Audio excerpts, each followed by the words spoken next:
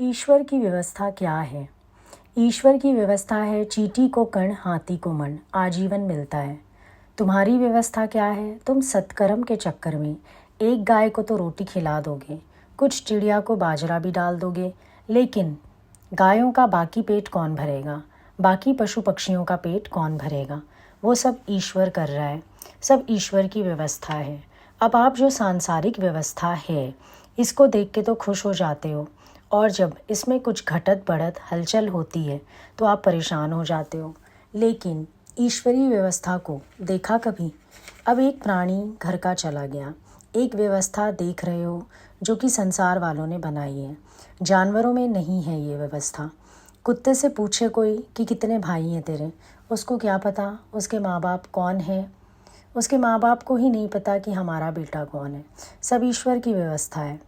अब ये तुम्हारी सांसारिक व्यवस्था है कि तुम रोते ही रहते हो, मेरा ये चला गया, मेरा वो चला गया। ईश्वर ने तो ये व्यवस्था बनाई भी नहीं, ये तो तुमने बनाई है। अगर ईश्वर ये व्यवस्था बनाता तो दो प्राणी इकट्ठे तो पैदा कर देता हाथ पकड़ के, और अगर कहीं गलती से हो भी जाए उनको तुम कटवा देते हो। कई बच्चे होते हैं ना जुड़े हुए, फिर उनकी सर्जरी करा के सेपरेट कर देते हैं, इकट्ठे रह भी नहीं सकते। संग तो ज़्यादा तुम्हें भी नहीं पसंद। भगवान ने असंगता की प्रकृति बनाई है। ज़्यादा देर कोई पकड़ के रखता है तो घुटन होने लगती है। इसका मतलब परमात्मा की व्यवस्था में ये सब नहीं है, तेरे मन की आसक्ति है ये। एक व्यवस्था संसार में समाज की और एक व्यवस्था तेरे मन की। तेरे दुख का कारण तो ये दोनों व्यवस्थाएं हैं। ज्ञानी क्या करता है? ज्ञानी अपने को ईश्वर की व्यवस्था में चलाता है, बस रिलैक्स हो गया। उसने किसी से नाता थोड़ी तोड़ा है, बस समाज की व्यवस्था में बहुत ज़्यादा पार्टिसिपेट न करके वो बेसिक पे आ गया, परमात्मा की व्यवस्था में आ गया और उस व्यवस्था में आनंद हो गया। अब जब मुझे मालूम है कि मैं आया अकेला, मुझे जाना अकेला, तो बीच में मैं संग दोष क्यों पालूं?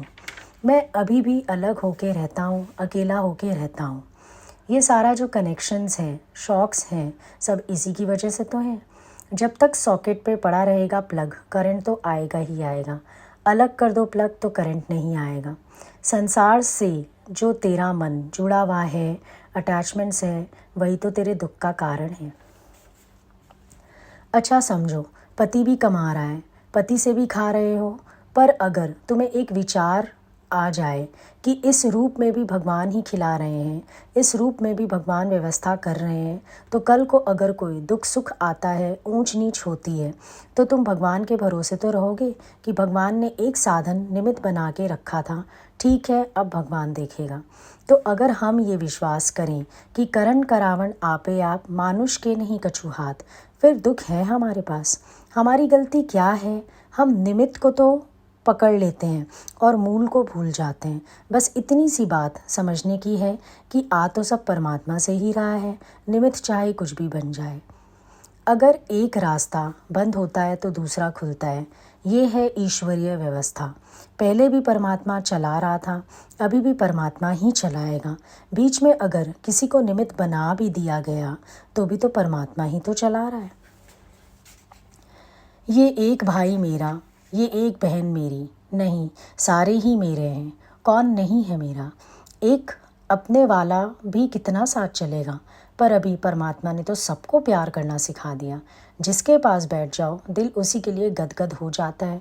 इसको भी भगवान के प्रेम में भिगा दें, इसका भी दुख निवृत्त कर दें। किसी के पास भी बैठ जाओ वही इतना अच्छा लगने लगता है। प्रेम में सारे अपने हो गए, रोने की बात बची ही नहीं। लेकिन इंसान की अजीब फितरत है, ज़िद में आ जाता है कि ये मेरा है, मुझे तो यही चाहिए, और यही उसकी परेशानी का कारण है। संत के पास एक औरत पहुंच गई, कहती है मुझे पति का वही रूप देखना है, सालों से भटक रही हूँ, आप समर्थ हैं तो दिखाइए। संत ने बोला हाँ दिखा दूंगा, पर तू भी तो 16 साल वाली बन जा। 16 साल की थी जब पति मरा, कहती है वही रूप देखना है। बोली मैं कैसे 16 साल की बन सकती हूँ? तो संत बोला फिर वो कैसे आ सकता है? तो ये व्यर्थ की ज़िद है तुम्हारी, बिना उपाय वाली बातों के लिए शौक है हमारे पास। जिन बातों का कोई उपाय भी नहीं निकल सकता, हम उसके लिए ज़िद कर रहे हैं, शोक कर रहे हैं।